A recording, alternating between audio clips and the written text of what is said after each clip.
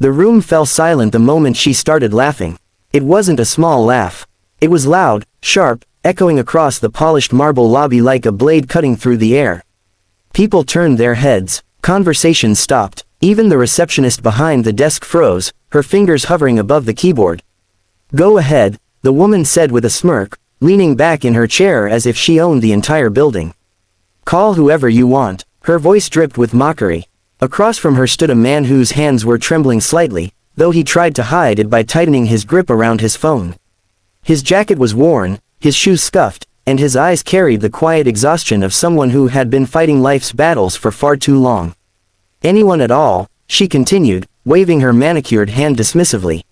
"Your boss, your lawyer, the president. It won't change a thing." A few people nearby chuckled nervously. The man swallowed hard. His name was Marcus Hale.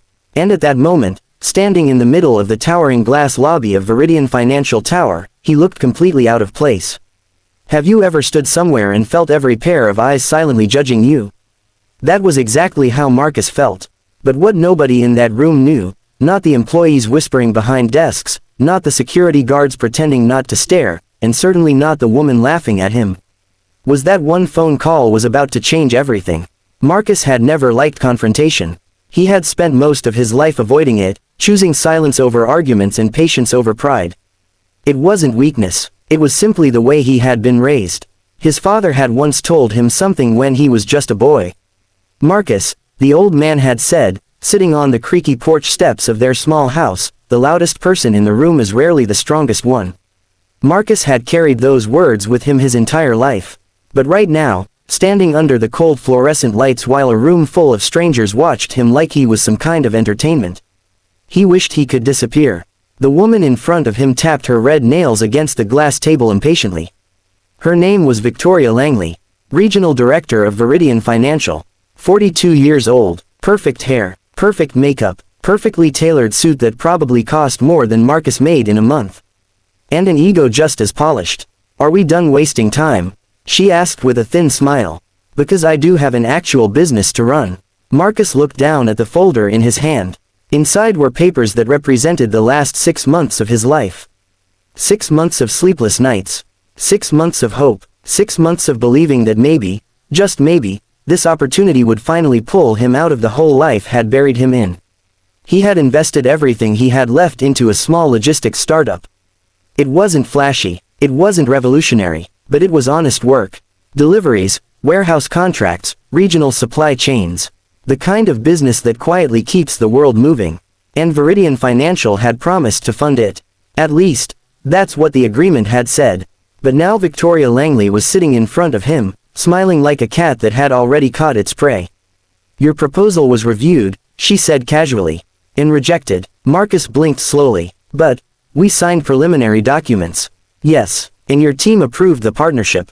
"They did. Then why?" Victoria leaned forward. "Because," she interrupted smoothly, "I changed my mind." A quiet murmur rippled through the lobby. Marcus felt something heavy drop in his chest. "You can't just." "Oh, I absolutely can," she replied. "That's the advantage of being in charge." She stood up, smoothing the front of her jacket. "Look, Mr. Hale," she said, lowering her voice slightly. "Let me save you some embarrassment." Her eyes scanned his worn clothes again.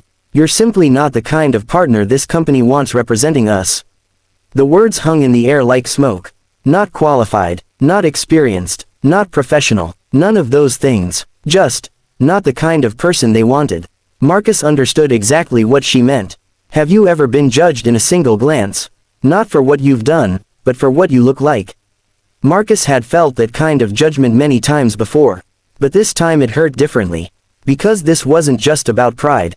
This business deal was supposed to secure his daughter's future. Emily was 12 years old. 12 years old and already far stronger than any child should have to be. 2 years ago Marcus's wife, Laura, had died after a long fight with cancer. And since then, Marcus had been trying to hold their world together with nothing but determination and exhaustion. Every late night, every extra shift, every risk he had taken, it had all been for Emily. So hearing Victoria dismiss everything he had worked for with a casual smile felt like someone slowly crushing his chest. "I can't accept that," Marcus said quietly. Victoria raised an eyebrow. "Oh, You gave your word, my company gave a preliminary review. You shook my hand, and now I'm withdrawing it. She shrugged. That's business. The room felt colder. Marcus looked around the lobby. People were watching now, not openly, but enough to know they were waiting to see what he would do next. Victoria noticed too, and suddenly her smile widened. Oh, she said, tilting her head slightly. You're one of those men. Marcus frowned. What does that mean? The kind who thinks making a scene will somehow fix things. I'm not making a scene. Not yet. She crossed her arms. But I can see it coming.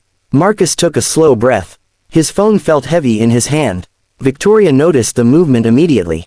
Ah, she said with amusement. Here we go. She leaned back against the table again. Calling someone important. Marcus hesitated. There was only one number he could think of. One person who had once told him something that suddenly echoed in his mind now.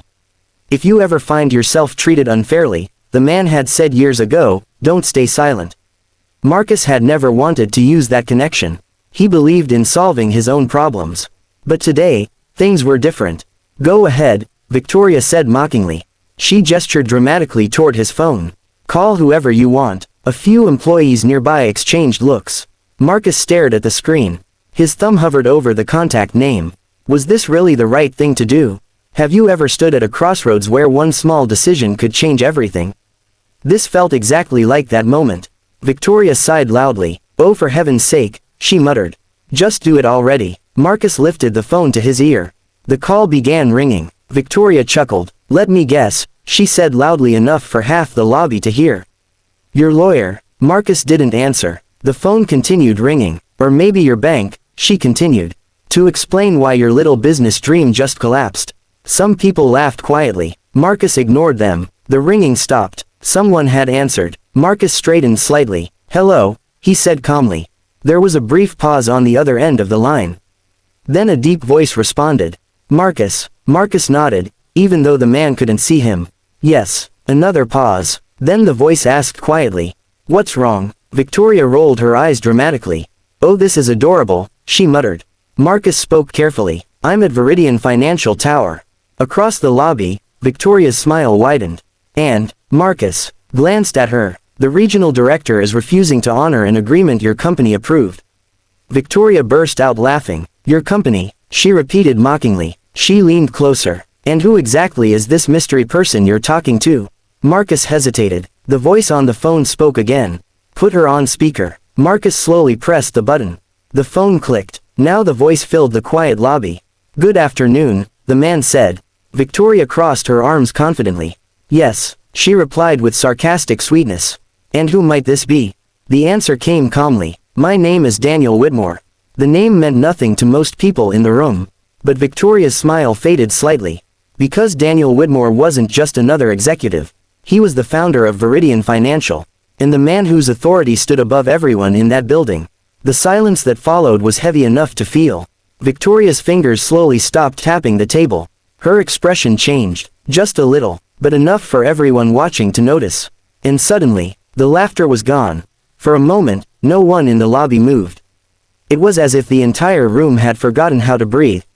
Victoria Langley's confident posture stiffened, her fingers slowly curling against the glass table.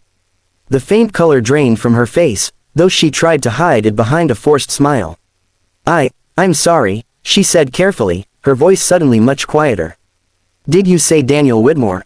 The voice from the phone remained calm. Yes. A faint whisper passed through the nearby employees. A security guard near the entrance straightened his back instinctively. Even the receptionist looked frozen. Because everyone in that building knew that name. Daniel Whitmore wasn't just the founder of Viridian Financial. He was the man who had built the entire company from a single rented office 25 years earlier. A billionaire investor, a quiet legend in the business world. And right now, his voice was echoing through the lobby on Marcus Hale's phone. Victoria swallowed. Well, Mr. Whitmore, she said, forcing a polite tone. This is quite unexpected, is it? Daniel asked. His voice wasn't loud, but there was something about it, something steady and controlled, that carried authority far heavier than shouting ever could. Victoria laughed lightly, though the sound was thin. I believe there must be some misunderstanding here, she said. Mr. Hale came in today with a proposal that unfortunately did not meet our current strategic direction. Marcus said nothing. He simply stood there, listening. Have you ever watched someone slowly realize they might have misjudged a situation? The shift was subtle, but everyone in that room could feel it. Daniel Widmore spoke again. Marcus, he said calmly, are you standing in